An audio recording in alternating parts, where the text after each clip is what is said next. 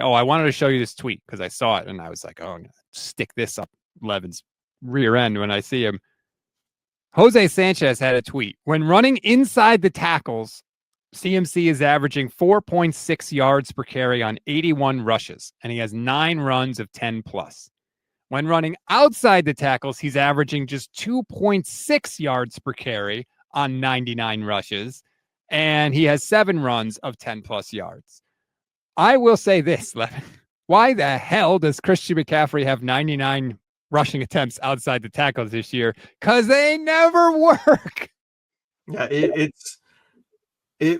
I do think a lot of it has to do with his lack of burst, getting to the outside, but it also has to do with Christian McCaffrey in 2023 and pretty much every year prior to that. The 49ers have had the running back who faces the most 8+ man boxes. Christian McCaffrey this season, he's not even in, I think, the top 15, and it's half the percentage that he faced in 2023. In 2023, he was like 31, 32%. This year, it's around 16%. Well, if they're not in the box, where are they? Oh, backed up and more capable of getting to the outside, right? Like if they're not stacked in the box, they got to be better equipped to get to the outside because they're either on the outside already or they're off the line of scrimmage to where a pulling guard can't get to them in time. So they are basically daring the 49ers to run inside of the tackles, and Kyle Shanahan keeps saying, no thanks. Now, I do want to point out that part of the lack of success on the outside is Christian McCaffrey because Brian Robinson is consistently getting that success on the outside. I actually have that. Here, let me pull that up.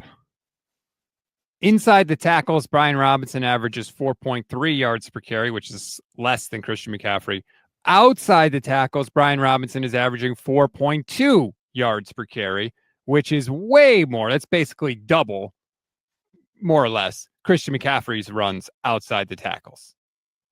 Yeah, and if you were to say who's the better inside guy, it would have been Brian Robinson. Like everybody would have said Brian Robinson. He's a bigger running back, and everybody would have said, well, that's the guy that's going to be between the tackles. You know, they'll maybe use him in the red zone, was what people were saying when he first was traded here. Well, Brian Robinson, it's not like he is a speed demon. I think he has a good top-end speed, and I think that's the difference. But it shows you that much of the outside running and the overall Christian McCaffrey rushing average is Christian McCaffrey himself. It's not all blocking. A good bit of it is Christian McCaffrey himself. Sleeper is the #1 fantasy sports app. It pays to know sports. Pick more or less on top players. Your first pick is on us, so start winning now.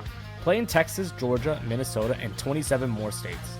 Pick anytime across all sports, pregame or live. Over 10 million players are already on Sleeper. Make your picks count. Score up to 1,000 times your cash. Join today. Get up to $100 credit using code GSPE. Call your shot on Sleeper.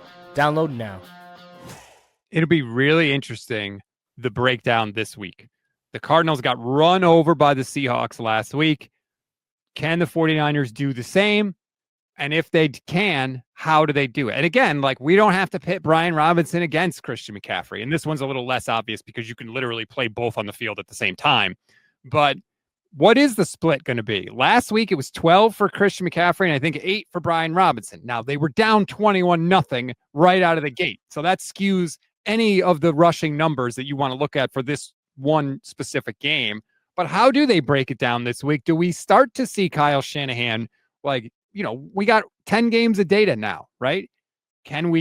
Does Kyle switch it up? Does he acknowledge what he has seen on the field? He's watching the film every week, you know, like I've consistently said that I don't think the blocking for McCaffrey has been pretty good. Well, if anybody is aware of that, it's Kyle, of course.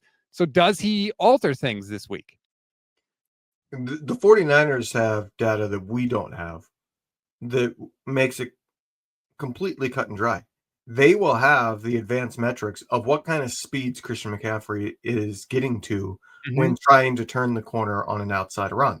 Does it compare to 2023, or is it a slightly slower to where, yeah, it's not the blocking, it is him. He just doesn't quite get there fast enough. They have that data. So what's your guess? 50-50, 60-40, 70-30?